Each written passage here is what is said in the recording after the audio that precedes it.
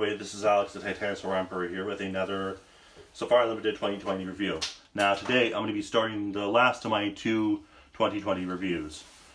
Starting with the two figures I got. Starting with the Safari Limited 2020 concavonator. Now, concavonator, like when I first heard Safari was making yet another concavonator, I was kind of like, okay.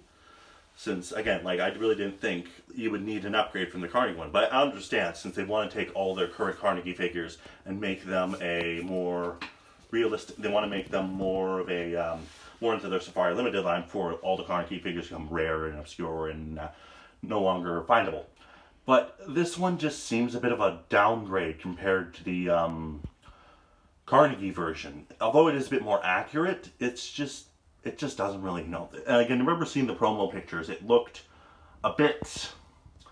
It had a bit of a different color scheme, but here it has these obvious white stripes.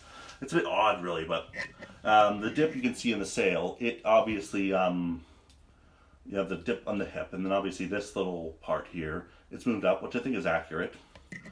The mouth is closed, and it looks like it has lips, so it's relatively good. It's at least more of in a standard, like, naturalistic pose. It is a bit of a problem to stand up at times because it likes to lean back. The claws here are pretty good.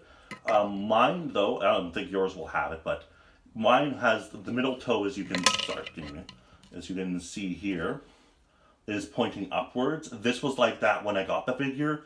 It wasn't broken or anything. I just found that quite odd. The scaling is really good though. It has an ear hole, big ear hole right there, nostrils and red eyes. The other side you have the cloaca. The name is right here. And like as I said, you can see a bit of a reddish color on the crests, as you can see.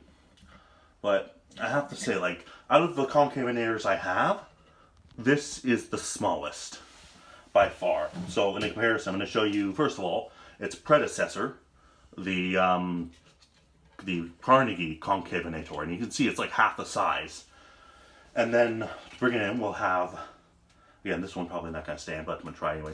Okay, now you're not going to stand, of course. The Favorco concavonator. As for the Pelicomimus, I lost it. So again, as I've said, I don't know where I put that one. And then finally, the biggest of all is the Mattel Dual Attack, and everyone's falling off. Isn't that nice? Concavonator. So I have to say, like, this is obviously the smallest, my fourth concavonator.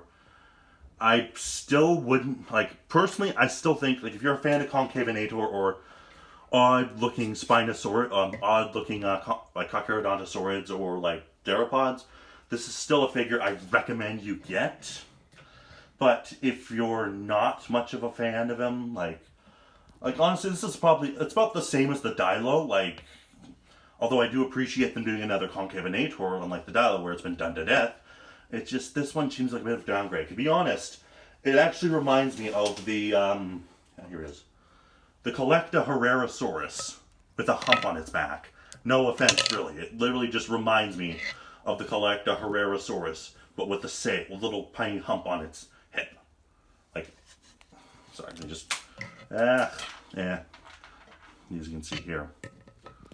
Yeah, so this has been my review for the Safari Limited 2020 concavonator. My next review and final review of the new 2020 figures will be of the Chianzalsaurus, and that will come out tomorrow. So and then after that, I should be able to do the Gasaurus next week.